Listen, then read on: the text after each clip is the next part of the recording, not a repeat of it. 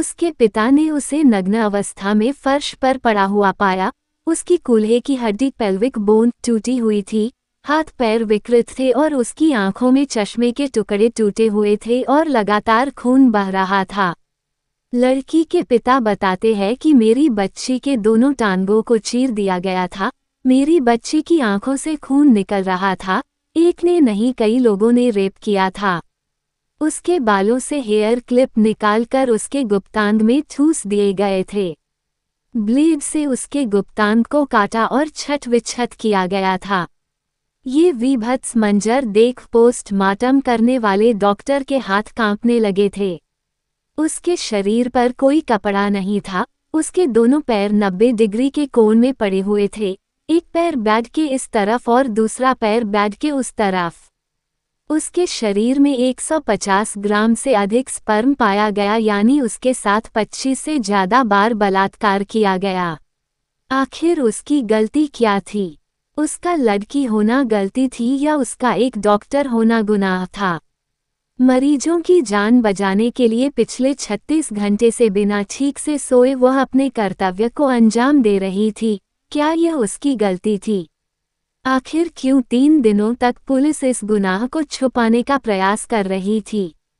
दरिंदों ने कई घंटों तक उस लड़की को तड़पा कर मारा, उसके बावजूद उन शैतानों को बचाने का प्रयास हो रहा है। घटना की कल्पना करके देखिए, रूप ना कांप जाए तो कहना। भारत में लड़की पैदा होना ही गुनाह है, उस पर कर्तव्यनिष्ठ महिला डॉक्टर होना तो और भी बड़ा पाप है। वो लोग नासमझ थे, जिन्हें ये भी उम्मीद थी कि निर्भया मामले के बाद अब सुधार होंगे। 12 साल हो गए, क्या कुछ बदला? कुछ नहीं बदला है, सब जस का तस है। दोष किसी पार्टी नहीं है, किसी नेता का भी नहीं है, हमारा है। हम बदलाव की उम्मीद पाल लेते हैं। इस देश में लड़की बनना ही गुनाह बन गया अब। शायद आज हर लड़की यही चाह रही है कि अगले जन्म मोहे बिटिया ना के जो।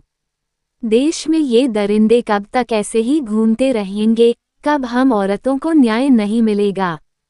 कब हम औरतें जीना सीख पाएंगे?